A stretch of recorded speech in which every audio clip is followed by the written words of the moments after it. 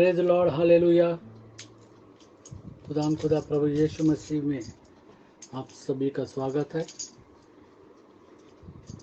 आप सभी को जय मसीह की। आइए हम दुआ करें। खुदा प्रभु यीशु मसीह, फिर एक बार इस सुंदर समय के लिए हम तुझे धन्यवाद देते। तू हमारा खुदा है, हम तेरे लोग हैं। तू सभी के हृदय को जानता है और जो प्रार्थना करते हैं उनकी प्रार्थना को तो सुनने वाला हमारा जिंदा खुदा है, जीवित परमेश्वर है, जीवितों का परमेश्वर है। तेरा कलाम जीवित है। फिर एक बार हम अपने आप को तेरे हवाले करते, हमारा प्राण, हमारा शरीर और हमारा आत्मा तेरे हाथ में सौंपते हैं। प्रभु यीशु मसीह के नाम से मांगते हैं, आमीन। यीशु आ घर में दिल तू बना।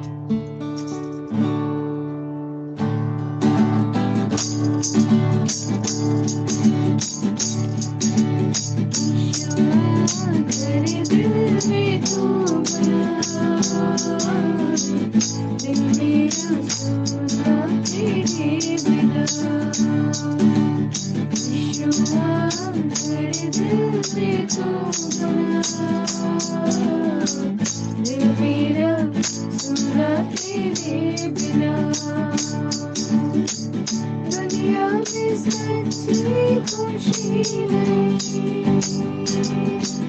खुशियाँ में मेरी जिंदगी। दुनिया में सच्ची खुशी नहीं, मुश्किल में मेरी जिंदगी। यीशुआ मेरे दिल से तू मेरा सुना तेरे बिना। यीशुआ मेरे दिल से तू मेरा सुना तेरे बिना।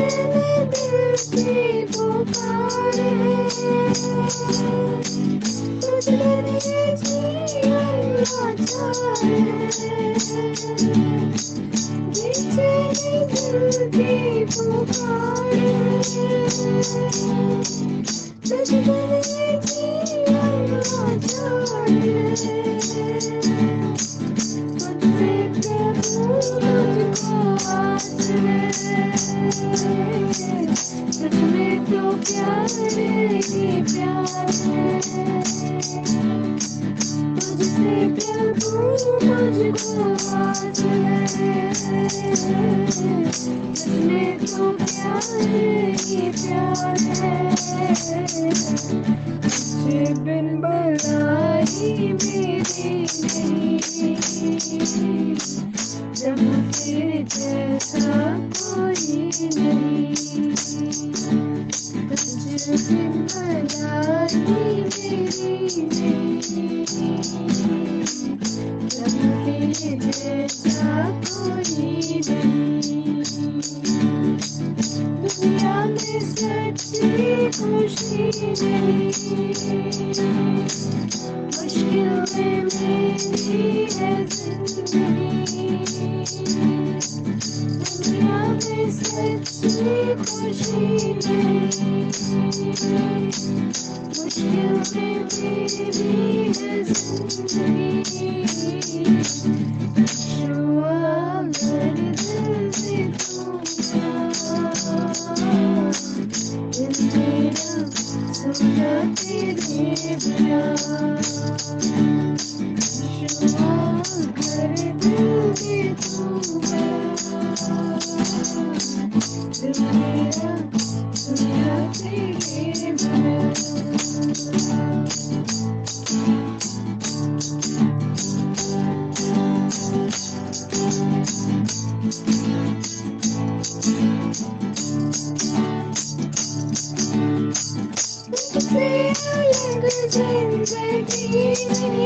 जिंदगी तुझमें में जीवन की हर खुशी,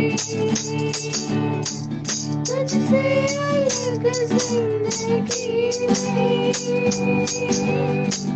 तुझ में है जीवन की हर खुशी, मेरा जीवन गवाऊंगी, तेरे लिए ही जीऊंगी, अब मेरा जीवन गवाऊंगी, तेरे लिए ही जीऊंगी, भी खोया तुझ में मैं पाऊंगी, तुझे मैं खुदा लगाऊंगी, तू भी खोया तुझ में मैं पाऊंगी, तुझे मैं लगाऊंगी, दुनिया में सच्ची खुशी मिलती, मुश्किल में मेरी जिंदगी, दुनिया में सच्ची खुशी मिलती, मुश्किल में मेरी जिंदगी, यीशुआ मेरे दिल में तू बना, मेरा सुना तेरे बिना, यीशुआ मेरे दिल में तू बना, मेरा सुना तेरे बिना, मेरा सुना तेरे बिना, मेरा सुना तेरे बिना।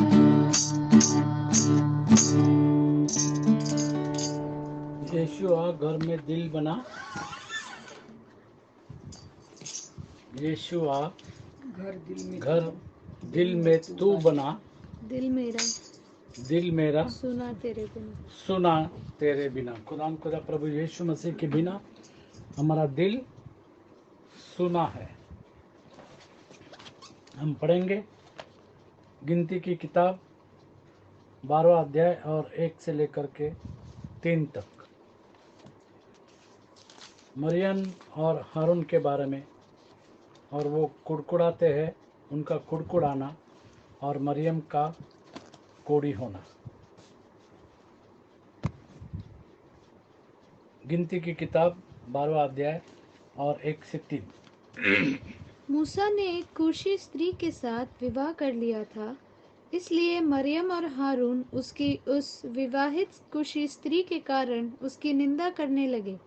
उन्होंने कहा, क्या यहोवा ने केवल मूसा ही के साथ बातें की हैं? क्या उसने हमसे भी बातें नहीं की? उनकी यह बात यहोवा ने सुनी।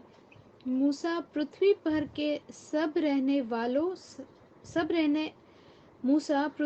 के रहने वाले सब मनुष्यों से बहुत अधिक नम्र स्वभाव का था। और यहाँ पर हम देख रहे हैं कि मूसा जो है वो संपूर्ण पृथ्वी भर के रहने वालों जो है सभी मनुष्य में सबसे बहुत और अधिक नम्र स्वभाव का था। मूसा जो था वो नम्र स्वभाव का था, वो हम्बल था, नम्र स्वभाव का था। आगे हम 7 में देखेंगे, आगे पढ़ेंगे। सो यहोवा ने इसलिए यहोवा ने एकाएक मूसा और हारून और मरियम से कहा, तुम तीनों मिलाप वाले तंबू के पास निकल आओ। तब वे तीनों निकल आए। तब यहोवा ने बादल के खंबे में उतरकर तंबू के द्वार पर खड़ा होकर हारून और मरियम को बुलाया। और परमेश्वर ने हारून और मरियम जो थे वो मूसा के सगे भाई बहन, और वो बड़े थे, मूसा से बड़े थे। हारून मूसा से बड़ा था और मरियम भी उसकी जो बहन थी वो भी मूसा से बड़ी थी। और उन दोनों को परमेश्वर ने बुलाया, सो वे दोनों उसके पास निकल आए। तब यहोवा ने कहा, मेरी बातें सुनो। और खुदा ने उनसे कहा मेरी बातें सुनो। यदि तुम में कोई नबी हो तो उस पर मैं यहोवा दर्शन के द्वारा अपने आप को प्रकट करूंगा या स्वप्न में उससे बातें करूंगा, परंतु मेरा दास मूसा ऐसा नहीं है। परंतु मेरा दास मूसा ऐसा नहीं है। वह तो मेरे परमेश्वर कहता है कि मूसा कैसा है? वह तो मेरे सब घरानों में विश्वास योग्य है। परमेश्वर कहता है कि मूसा कैसा है? विश्वास योग्य है। विश्वास सुनने से और सुनना मसीह के वचन से होता है। और यहाँ पर मूसा विश्वासी था और परमेश्वर खुद उसकी गवाही देता और कहता है वह तो मेरे सब घरानों में विश्वास योग्य है। क्योंकि परमेश्वर जो जो मूसा से कहता था वो सारी बातें मूसा करता था। और इसके लिए हम जानते हैं कि परमेश्वर ने मूसा द्वारा इज़राइल को मिस्र देश से बाहर निकाला। 8 उससे मैं गुप्त रीति से नहीं परंतु आमने सामने और परमेश्वर उनसे कहता है कि मैं मूसा से आमने सामने बातें प्रत्यक्ष होकर बातें करता हूँ। खुदा कहता है कि मैं प्रत्यक्ष होकर मूसा से बातें करता हूँ और वह यहोवा का स्वरूप निहारने पाता है। और वह यहोवा का स्वरूप निहारने पाता है। क्योंकि परमेश्वर कहता है कि मैं पवित्र हूँ और तुम पवित्र बनो। और जब हम पवित्र बनते हैं परमेश्वर का स्वरूप निहारने पाएंगे। और यहाँ पर मूसा जो है परमेश्वर का स्वरूप निहारने पाता है। परमेश्वर कहता है सो तुम इसलिए तुम मेरे दास मूसा की निंदा करते हुए क्यों और नहीं डरे? परमेश्वर ने हारून और मरियम से कहा कि तुम मूसा से निंदा करते क्यों न डरे। और यहाँ पर क्या उन्होंने निंदा की? 2 में उन्होंने कहा क्या यहोवा ने केवल मूसा ही के साथ बातें की है? क्या उसने हमसे भी बातें नहीं की? उनकी यह बात यहोवा ने सुनी। और वो निंदा करने लगे मूसा की कि क्या वही चुना हुआ है कि हम चुने हुए नहीं है। हम जानते हैं कि उन्होंने अभिषेक की निंदा किया है। अभिषेक की निंदा की हम पढ़ेंगे। यहोवा ने उनसे कहा तुम मेरे दास मूसा की निंदा करते हो, क्यों करते हो और तुम डरे कैसे नहीं? तब यहोवा का कोप उन पर भड़का। तब यहोवा का कोप उन पर भड़का। यहोवा का कोप उन पर भड़का। यहाँ पर हम देखते हैं कि उन्होंने मरियम ने और हारून ने मूसा की निंदा की। दाऊद परमेश्वर का चुना हुआ भक्त था और साउल जो था वो भी चुना हुआ भक्त था और वो पहला राजा था, हम जानते। लेकिन साउल ने परमेश्वर की बातें नहीं मानी, इसके लिए उसको छोड़ दिया और उसके जगह में दाऊद को राजा बनाने के लिए नियुक्त किया। और साउल जो है हमेशा दाऊद को मारने के लिए दौड़ता था और उसने बहुत प्रयत्न किया कि वो दाऊद को मारे, लेकिन वो नहीं मार सका। और यहाँ पर हम देखते हैं कि दाऊद जो है उसने शाऊल के ऊपर कभी भी हाथ नहीं उठाया। हम देखते 1 शमूएल 24 में 10। 1 शमूएल 24 में 10।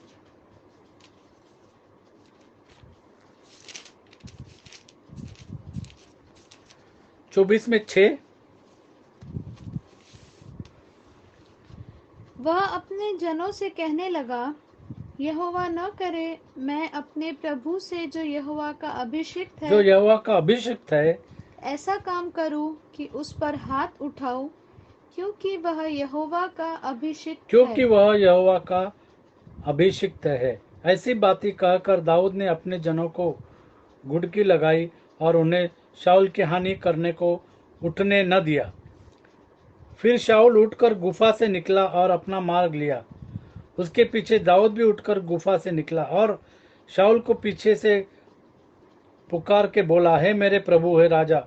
जब शाऊल ने फिर कर देखा तब शाऊल ने भूमि की और सिर झुकाकर दंडवत की।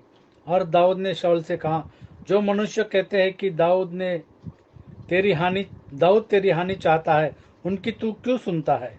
देख 10 में, देख, आज तूने अपनी आंखों से देखा है कि यहोवा ने आज गुफा में तुझे मेरे हाथ सौंप दिया था, और किसी ने तो मुझसे तुझे मार डालने को कहा था, परंतु मुझे तुझ पर तरस आया और मैंने कहा, मैं अपने प्रभु पर हाथ न उठाऊंगा, क्योंकि वह यहोवा का अभिषिक्त है। क्योंकि वह यहोवा का अभिषिक्त है, और इसलिए दाऊद ने उस पर हाथ न उठाया। तो दाऊद जानता था कि अभिषेक के ऊपर हाथ उठाना गलत है। और यहाँ पर हमने देखा कि हारून और मरियम वो कुड़कुड़ाते थे, वो मूसा के विरोध में कुड़कुड़ाते थे। और 9 में हमने देखा तब यहोवा का कोप उन पर भड़क उठा और वह चला गया। तब बादल तंबू के ऊपर से उठ गया और मरियम कोढ़ से हिम के समान श्वेत हो गई। और मरियम जो है वो क्या हो गई? 10, तब वह बादल तंबू के ऊपर से उठ गया और मरियम कोढ़ से हिम के समान श्वेत हो गई। और वो कोढ़िन हो गई। मरियम जो है वो कोढ़िन हो गई। और उसकी गलती क्या थी कि मूसा के विरुद्ध में उसने कुड़कुड़ाया, मूसा के विरुद्ध में उसने निंदा की और कहा कि क्या केवल मूसा ही परमेश्वर का है, क्या हम परमेश्वर के लोग नहीं? आगे हम देखते, जो कोढ़ है वो कोढ़ हमेशा पाप के साथ उसकी तुलना होती है। कोढ़ की तुलना हमेशा पाप से होती है और पाप की तुलना हमेशा कोढ़ से होती है। कोढ़ मतलब लेप्रेसी। और जब लेप्रस आदमी होता था तो वो छावनी के बाहर उसको ढकेल देते थे और उसको शहर में आना पाबंदी था। छावनी के बाहर उनको रहने की सम्मति थी। और यहाँ पर हम देखते उसी तरीके से आदमी जब पाप करता है तो परमेश्वर से अलग हो जाता है, परमेश्वर के राज से बाहर हो जाता है। जैसे छावनी के बाहर मतलब परमेश्वर के राज से बाहर, जब आदमी पाप करता है तो परमेश्वर के राज से बाहर हो जाता है। और यहाँ पर हमने देखा कि मरियम जो है वो कोढ़िन हो गई। फिर 11 में, तब हारून मूसा से कहने लगा, अब यहाँ पर हारून मूसा से कहने लगा, हे प्रभु। हे मेरे प्रभु, देखिए, जो मूसा के बारे में कहते थे कि क्या यहोवा ने केवल मूसा ही के साथ बातें की है क्या उसने हमसे भी बातें नहीं की? और वही अब मूसा से प्रभु कहने लगा। हारून मूसा से प्रभु कहता है और कहता है, तब हारून मूसा से कहने लगा, हे मेरे प्रभु, हम दोनों ने जो मूर्खता की है। उन्होंने क्या किया? मूर्खता की है। वो कहता है कि हम दोनों ने, मरियम ने और हारून ने मूर्खता की, वरन पाप भी किया है। ये कन्फेशन है। वो मानते हैं कि उन्होंने पाप किया, यह पाप हम पर न लगने दे। हारून मूसा से कहता है कि यह पाप हम पर न लगने दे। आगे, और मरियम को उस मरे हुए के समान न रहने और दे। मरियम को उस मरे हुए के समान, जब आदमी पाप करता है तो मर जाता है। जैसे हम जानते हैं कि पाप की मजदूरी तो मौत है, लेकिन खुदा प्रभु यीशु मसीह में हमको अनंत जीवन है। और यहाँ पर मरियम ने, उसने कहा कि हमने पाप किया है। और मरियम को उस मरे हुए के समान न रहने दे, जिसकी देह अपनी माँ के पेट से निकलते ही अधगली हो। तब 13 में, अतः मूसा ने यह कहकर यहोवा की दुहाई दी। इफिसियों की किताब 2 में 1, इफिसियों की किताब 2:1।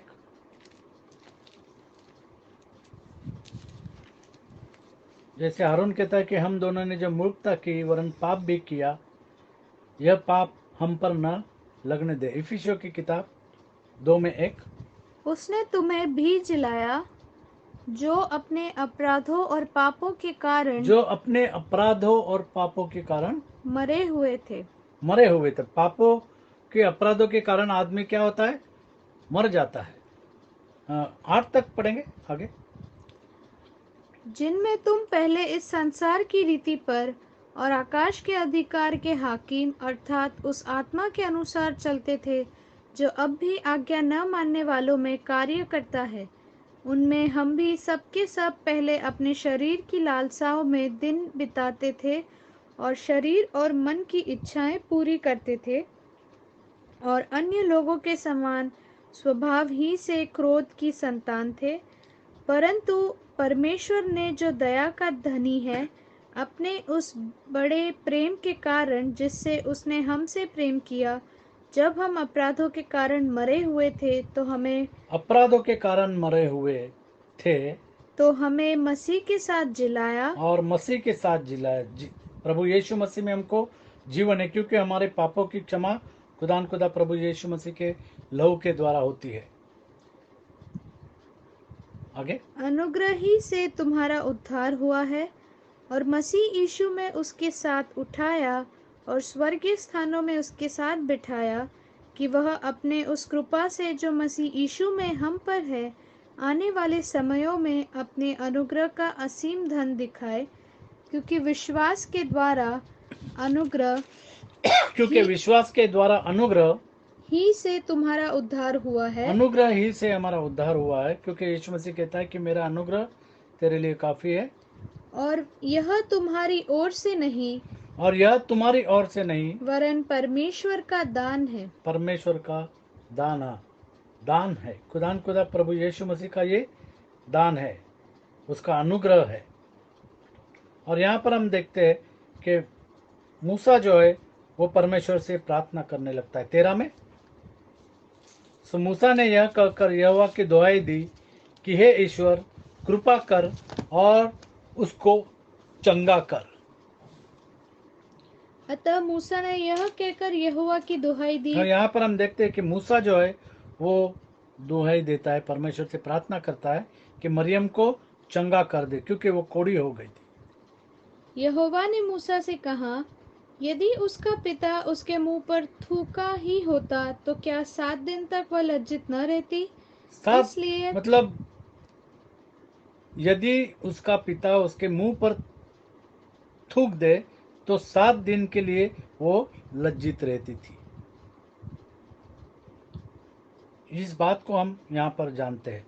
सो वह 7 दिन तक छावनी से बाहर बंद रहे, परमेश्वर ने कहा। उसके बाद वह फिर भीतर आने पाए। पूरा करेंगे।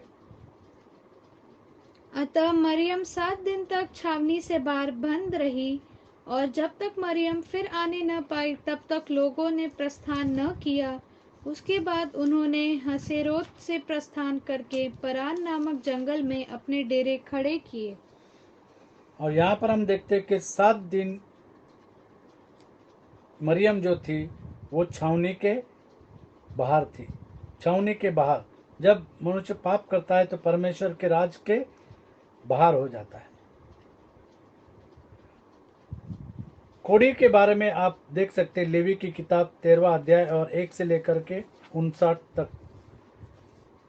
लेवी की किताब 13वां अध्याय 1 से 59 तक कोढ़ के बारे में वहां पर लिखा है, और शुद्धिकरण के बारे में, कोढ़ का जो शुद्धिकरण है उसके बारे में आप पढ़ सकते हैं। लेवी की किताब 14वां अध्याय और 1 से लेकर के 57 तक। 14वां अध्याय लेवी की किताब 14वां अध्याय 1 से 57। यहाँ पर कोढ़ की शुद्धिकरण के बारे में लिखा हुआ है और 13वां अध्याय में कोढ़ के बारे में लिखा हुआ है। हम यहाँ पर एक उदाहरण देखते हैं, लूका की किताब 5वां अध्याय और 12 से 16। लूका की किताब 5वां अध्याय और 12 से 16।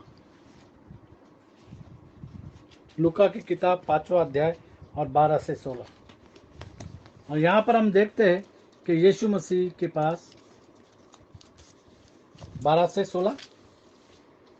जब वह किसी नगर में था और यीशु मसीह किसी नगर में था, तो वहाँ कोढ़ से भरा हुआ और यहाँ पर हम देखते कि एक कोढ़ से भरा हुआ एक मनुष्य एक आया, मनुष्य आया, और वह यीशु को देखकर और वो प्रभु यीशु मसीह को देखकर क्या कहता है? मुंह के बल गिरा मुंह के बल वो गिरा और विनती की, और विनती की उसने, हे प्रभु, हे प्रभु। यदि तू चाहे और कोढ़ी यहाँ पर प्रभु यीशु मसीह से कहता है कि यदि तू चाहे तो मुझे शुद्ध कर तो सकता मुझे है। शुद्ध कर सकता है। वो जानता था, वो कोढ़ी था, वो पापी था, वो जानता था कि अगर खुदा प्रभु यीशु मसीह चाहे तो वो चंगाई दे सकता है। वो क्या कहता है?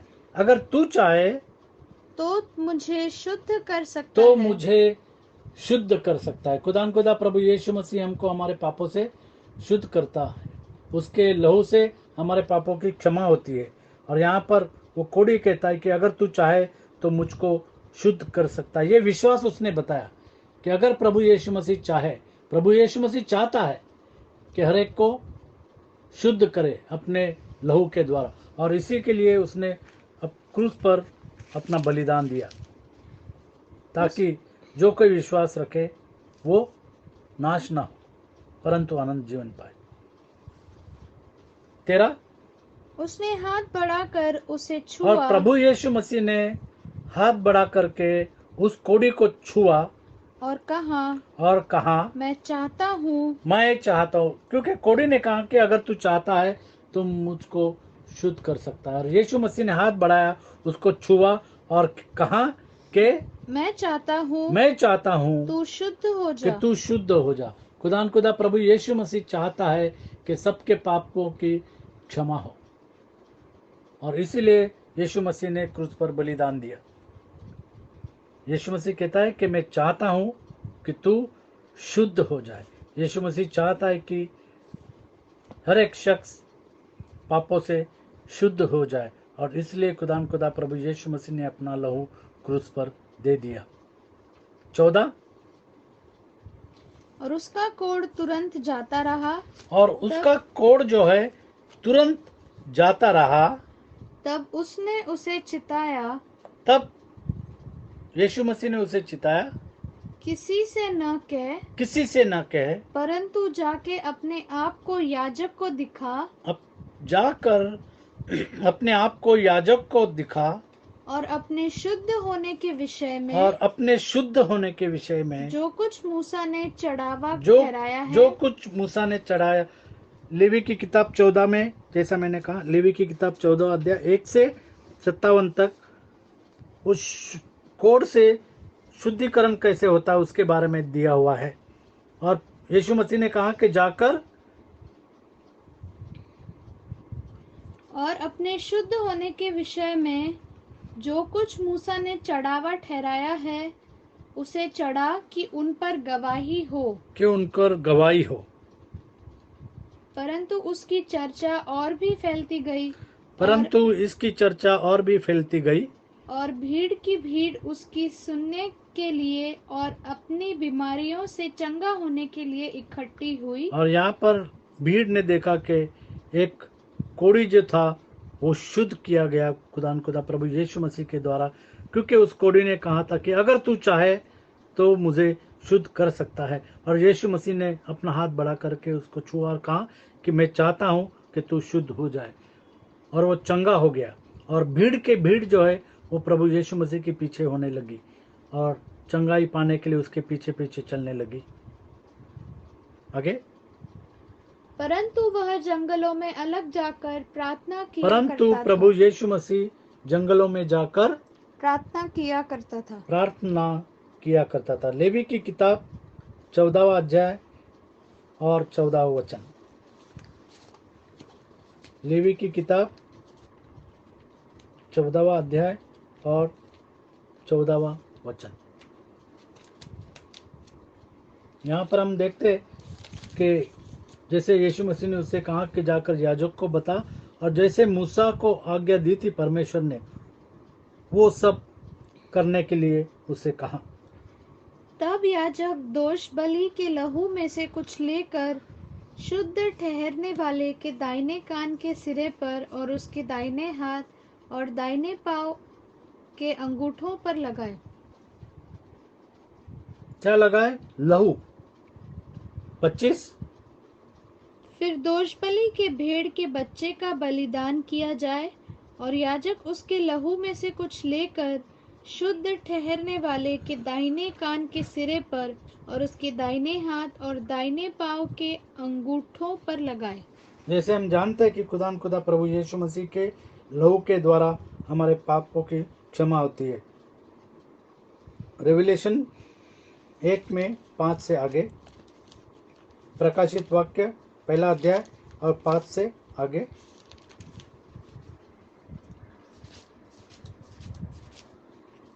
प्रकाशित वाक्य 1 अध्याय 5 से आगे। और यहाँ पर हमने यीशु- देखा कि कोड़ी के ऊपर लहू छिड़का जाए। और यीशु मसीह की ओर से जो विश्वास योग्य साक्षी और मरे हुओं में से जी उठने वालों में पहलौटा और पृथ्वी के राजाओं का हाकिम है, तुम्हें अनुग्रह और शांति मिलती रहे। वह हमसे प्रेम रखता है और उसने अपने लहू के द्वारा हमें पापों से छुड़ाया है। प्रभु यीशु मसीह ने अपने लहू के द्वारा हमको पापों से छुड़ाया। जिस तरीके से प्रभु यीशु मसीह ने उस कोड़ी को छुआ और कहा कि मैं चाहता हूं कि तू शुद्ध हो जाए, उसी तरीके से खुदा प्रभु यीशु मसीह के लहू के द्वारा जितने भी पापी है वो शुद्ध हो जाते हैं। आगे रेवलेशन, प्रकाशित वाक्य। और हमें एक राज्य और अपने पिता परमेश्वर के लिए याजक भी बना दिया।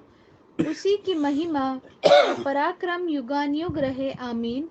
देखो, वह बादलों के साथ आने वाला है और हर एक आंख उसे देखेगी, वरन जिन्होंने उसे बेधा था वे भी उसे देखेंगे और पृथ्वी के सारे कुल उसके कारण छाती पीटेंगे। हाँ, आमीन। प्रभु परमेश्वर जो है, जो था और जो आने वाला है, जो सर्वशक्तिमान है, यह कहता है, मैं ही अल्फा और ओमेगा हूँ। मैं ही अल्फा और ओमेगा हूँ। खुदा प्रभु यीशु मसीह अल्फा और ओमेगा हूँ। और लेवी की किताब 14 में 17 और 18, यहाँ पर हमने लहू के बारे में देखा कि जो पाप बलि चढ़ा जाए उसके लहू के बारे में हमने देखा। और खुदा प्रभु यीशु मसीह हमारे लिए क्रूस पर चढ़ाया गया। लेवी की किताब 14 अध्याय 17 और 18। और जो तेल उसकी हथेली पर रह जाएगा, याजक उसमें से कुछ शुद्ध होने वाले के दाहिने शुद्ध होने वाले के दाहिने कान के सिरे पर, हाँ, और उसके दाहिने हाथ, उस तेल को लगाना, हाँ, और उसके दाहिने हाथ और दाहिने पांव के अंगूठों पर दोष बलि के लहू के ऊपर लगाए। हाँ। और जो तेल याजक की हथेली पर रह जाए, पहले लहू छुटकारे के लिए, पाप के छुटकारे के लिए लहू, और फिर उसके ऊपर तेल लगाना, ऐसा कहा गया है। मतलब हाँ, और जो तेल याजक की हथेली पर रह जाए उसको वह शुद्ध होने वाले के सिर पर डाल दे। हम जानते हैं कि तेल का मतलब है अभिषेक। खुदा का पवित्र आत्मा से खुदा पवित्र आत्मा भेजता है और हमको अभिषेक करता है, हमारा अभिषेक करता है। और यहाँ पर उस लहू के ऊपर उस तेल को लगाने के लिए कहा। आगे, और जो तेल याजक की हथेली पर रह जाए, हाँ, उसको वह शुद्ध होने वाले के सिर पर डाल दे, हाँ, और याजक उसके लिए यहोवा के सामने प्रायश्चित करे। और याजक उसके लिए यहोवा के सामने प्रायश्चित करे। तेल हम जानते हैं वो क्या है? अभिषेक। तेल के द्वारा अभिषेक होता है। और खुदा प्रभु यीशु मसीह हमको पवित्र आत्मा से अभिषेक करता है। लूका की किताब 3 अध्याय 15 से 17। लूका की किताब 3 अध्याय और 15 से 17। यहाँ पर यूहन्ना प्रभु यीशु मसीह के बारे में क्या कहता है हम देखेंगे। यूहन्ना प्रभु यीशु मसीह के बारे में क्या कहता है हम देखेंगे कि जो आएगा, जो मसीहा है वो आएगा और वो क्या करेगा, तुमको पवित्र आत्मा और आग से बपतिस्मा देगा। 3:15 से 17। जब लोग आस लगाए हुए थे और सब अपने अपने मन में यूहन्ना के विषय में विचार कर रहे थे कि क्या यही मसीह तो नहीं क्या है, यही मसीह तो नहीं? तो यूहन्ना ने उन सब से कहा, मैं तो तुम्हें पानी से बपतिस्मा देता और हूँ, यूहन्ना ने कहा, मैं तो तुम्हें पानी से बपतिस्मा देता हूँ, परंतु वह आने वाला है परंतु वह आने वाला है जो मुझसे शक्तिमान है, जो मुझसे शक्तिमान है। मैं तो इस योग्य भी नहीं हाँ, कि उसके जूतों का बंद खोल सकूं। वह तुम्हें पवित्र आत्मा और वह तुम्हें पवित्र आत्मा और आग से बपतिस्मा देगा। बपतिस्मा देगा। यहाँ पर जैसे हमने देखा कि उस कोड़ी को पहले लहू से शुद्ध करना है और फिर उसके बाद में उसके ऊपर तेल लगाने के बोला है, तो उसी तरीके से खुदा प्रभु यीशु मसीह के लहू के ऊपर हमारा विश्वास और उसके बाद पवित्र आत्मा का दान खुदा देता है। आगे पढ़ेंगे उसका सूप उसके हाथ में है और 17 तक। 17 वह अपना खलिहान अच्छी तरह से साफ करेगा और गेहूं को अपने खत्ते में इकट्ठा करेगा, परंतु भूसी को उस आग में जो बुझने की नहीं जला देगा। तो पाप की क्षमा केवल खुदा प्रभु यीशु मसीह के लहू के द्वारा होती है और इसके लिए बपतिस्मा भी हमको प्रभु यीशु मसीह के नाम से लेना है। लूका की किताब 3:16 क्या है अभी जो हमने पढ़ा? तो यूहन्ना ने उन सब से कहा, हाँ, मैं तो तुम्हें पानी से बपतिस्मा देता हूँ, मैं तो तुम्हें पानी से बपतिस्मा देता हूँ, परंतु वह आने वाला है, परंतु प्रभु यीशु मसीह आने वाला है जो मुझसे शक्तिमान है। हाँ, मैं तो इस योग्य भी नहीं कि उसके जूतों का बंद खोल सकूं। वह तुम्हें पवित्र आत्मा और आग से बपतिस्मा देगा। पवित्र आत्मा और आग से खुदा प्रभु यीशु मसीह बपतिस्मा देगा। और जब हम प्रभु यीशु मसीह के नाम से बपतिस्मा लेते हैं प्रेरितों के काम 2:38 के मुताबिक, तब हम पवित्र आत्मा का दान पाएंगे। यूहन्ना की किताब 14:16। यूहन्ना की किताब 14:16।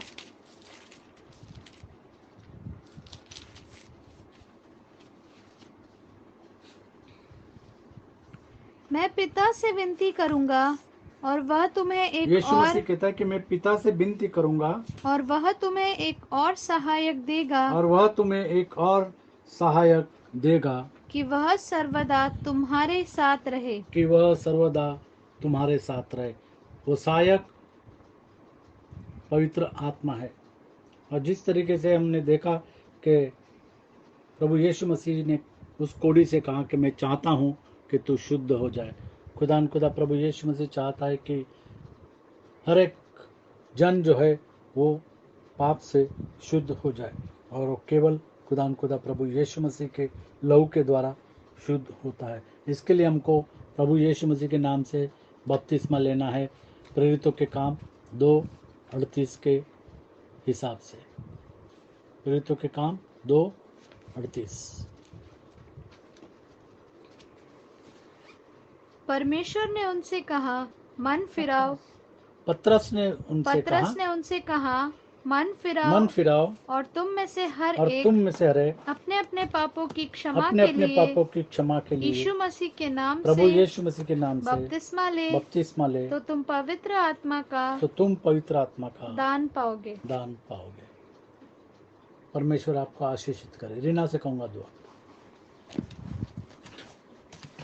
हालेलुया। धन्यवाद प्यारे प्रभु जी, फिर से तेरे सन्मुख आते धन्यवाद देते हैं सारी आशीषों के लिए, आज के सुंदर वचन के लिए। हाँ प्यारे प्रभु जी, हम सब पाप जैसे वचन में लिखा है कि हर एक ने पाप किया, परमेश्वर की महिमा से रहित है। हाँ प्यारे प्रभु जी, हम सब पापी हैं, लेकिन प्रभु यीशु मसीह में हमें अनंत जीवन है। हाँ प्यारे प्रभु जी, यीशु मसीह इसलिए आया कि हम उद्धार पाएँ और जीवन पाएँ और बहुतायत का जीवन पाएँ। हाँ प्यारे प्रभु जी, जैसे कि हमने अभी प्रेरित काम 2:38 में भी पढ़ा है कि हमें मन फिराना है और अपने पापों की क्षमा के लिए प्रभु यीशु मसीह के नाम से बपतिस्मा लेना है।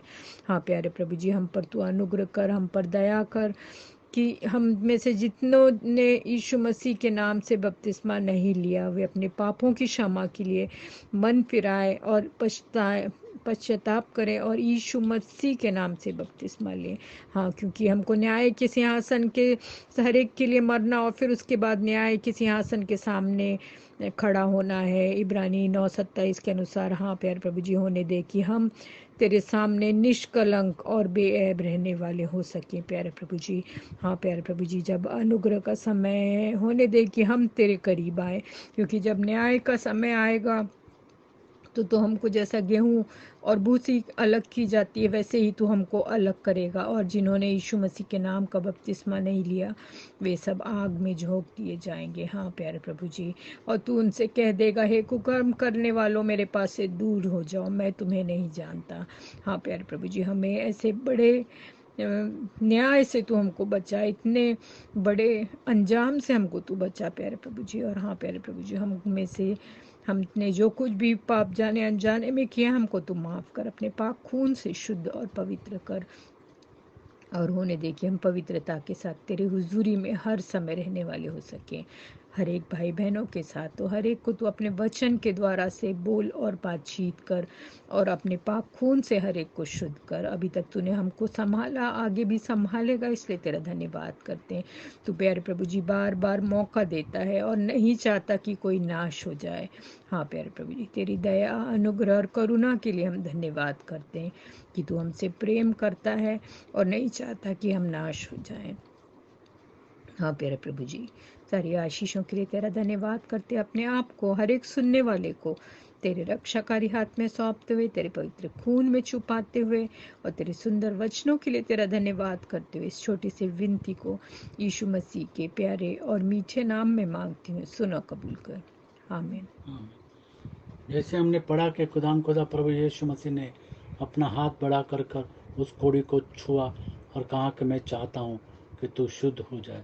खुदा प्रभु यीशु मसीह चाहता है कि हर एक जन अपने पाप से मुक्त हो जाए और पाप से छुटकारा हर एक को मिले उसके नाम के द्वारा, उसके लहू के द्वारा। प्रभु यीशु मसीह आपको आशीष